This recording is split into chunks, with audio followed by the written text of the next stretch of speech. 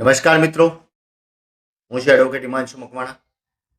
મિત્રો, તમે અમારી ચેનલની અંદર નવા હો તો ચેનલ સબસ્ક્રાઇબ કરશો, જેથી કરીને કાયદાને લગતા આવનાર વિડીયો આપ સુધી પહોંચી રહે. મિત્રો, નામદાર સુપ્રીમ કોર્ટે એક જજમેન્ટ આપી લિવ ઇન રિલેશનશિપને માન્યતા આપી છે.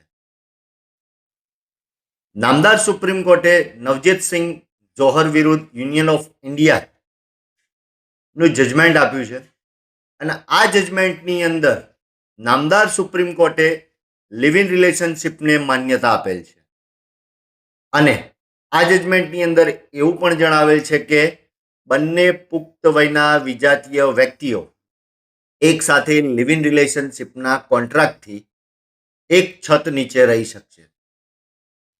અને નામદાર સુપ્રીમ કોર્ટે આ જજમેન્ટની અંદર એવું પણ પ્રસ્થાપિત કરેલું છે કે બંને સમલૈંગિક એટલે કે બંને સજાતીય પાત્રો એટલે કે સ્ત્રી અને સ્ત્રી, પુરુષ અને પુરુષ પણ એક સાથે લિવ ઇન રિલેશનશિપના કોન્ટ્રાક્ટથી એક છત નીચે રહી શકશે. પરંતુ નામદાર સુપ્રીમ કોર્ટે એક મુદ્દો એવો પણ અંદર બતાવ્યો છે કે આ સજાતીય પાત્રો એટલે કે સમલૈંગિક પાત્રો લિવ ઇન રિલેશનશિપમાં રહેતા હોય તો તેઓ કોઈ પણ બાળકને એડોપ્ટ એટલે કે દત્તક લઈ શકશે નહીં. બંને પાત્રો સમલૈંગિક હોય અને તેઓ સાથે રહેતા હોય, લિવ ઇન રિલેશનશિપના કોન્ટ્રાક્ટથી સાથે રહેતા હોય તો તેઓ બાળકને એડોપ્ટ લઈ શકશે નહીં એટલે કે દત્તક લઈ શકશે નહીં. આ લિવ ઇન રિલેશનશિપને માન્યતા આપ્યા બાદ નામદાર સુપ્રીમ કોર્ટે એવું કહેલ છે કે લિવ ઇન રિલેશનશિપમાં રહેવું તે ગેરબંધારણીય નથી.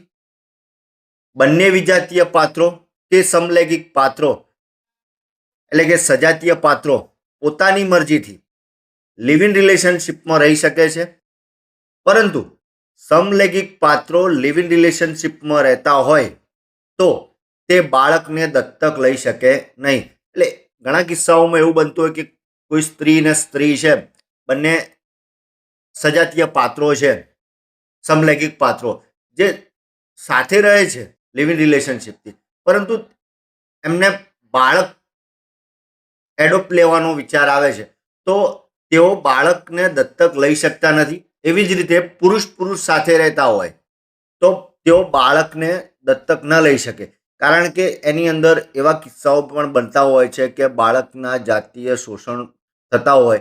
તો આવો કિસ્સો ન બને એટલે નામદાર સુપ્રીમ કોર્ટે આ મુદ્દા પર ભાર મૂકીને જણાવ્યું છે કે સમલૈંગિક પાત્રો સાથે રહી શકશે, પરંતુ તેઓ કોઈ બાળકને એડોપ્ટ લઈ શકશે નહીં. નવજીતસિંહ જોહર વિરુદ્ધ યુનિયન ઓફ ઇન્ડિયાના જજમેન્ટની અંદર નામદાર સુપ્રીમ કોર્ટે એટલે કે ભારતની સર્વોચ્ચ વડી અદાલતે લિવ ઇન રિલેશનશિપને માન્યતા આપેલી છે. તો મિત્રો, આ લિવ ઇન રિલેશનશિપ એક ગેરબંધારણીય ગણાતો હતો, જે હવે ગેરબંધારણીય ગણાશે નહીં. નામદાર વડી અદાલત દ્વારા તેને માન્યતા આપવામાં આવેલી છે. તો મિત્રો, વિડીયો ગમ્યો તો લાઈક કરજો, શેર કરજો, કોમેન્ટ કરજો.